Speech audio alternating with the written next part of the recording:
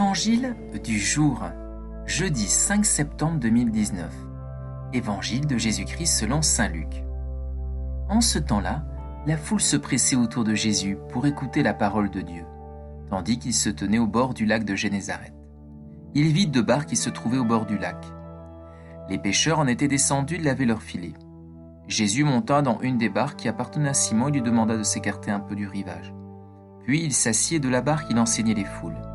Quand il eut fini de parler, il dit à Simon : « Avance au large et jetez vos filets pour la pêche. » Simon lui répondit : « Maître, nous avons peiné toute la nuit sans rien prendre, mais sur ta parole, je vais jeter les filets. » Et l'ayant fait, ils capturèrent une telle quantité de poissons que leurs filets allaient se déchirer. Ils firent signe à leurs compagnons de l'autre barque de venir les aider. Ceux-ci vinrent et ils remplirent les deux barques, à tel point qu'elles enfonçaient. À cette vue, Simon-Pierre tomba aux genoux de Jésus en disant : « Éloigne-toi de moi, Seigneur, car je suis un homme pécheur. » En effet, un grand effroi l'avait saisi, lui et tous ceux qui étaient avec lui devant la quantité de poissons qu'ils avaient pêchés. Et de même Jacques et Jean, fils de Zébédée, les associés de Simon.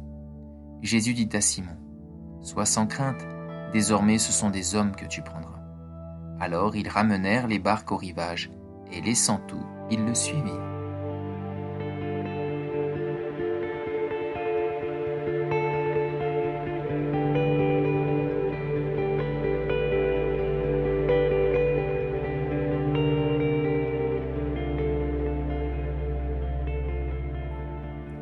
Commentaire de l'Évangile du jour par le pape François, extrait de son homélie du 14 avril 2013.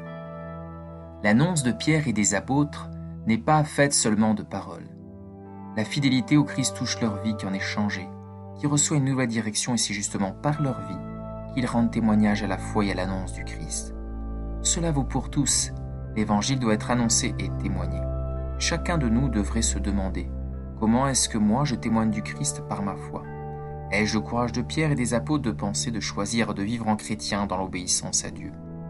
Le témoignage de la foi a certainement plusieurs formes, comme dans une grande fresque, où il y a une variété de couleurs et de nuances. Toutes cependant sont importantes, même celles qui n'apparaissent pas. Dans le grand dessein de Dieu, chaque détail est important. Même ton témoignage est le mien, humble et petit. Même le témoignage caché de celui qui vit avec simplicité sa foi dans le quotidien des relations de famille, de travail, d'amitié. Il y a les saints de tous les jours, les saints cachés, une sorte de classe moyenne de la sainteté, dont nous pouvons tous faire partie. Mais en diverses parties du monde, il y a aussi des personnes qui souffrent comme Pierre et les apôtres à cause de l'Évangile. Il y a des personnes qui donnent leur vie pour rester fidèles au Christ par un témoignage marqué par le prix du sang.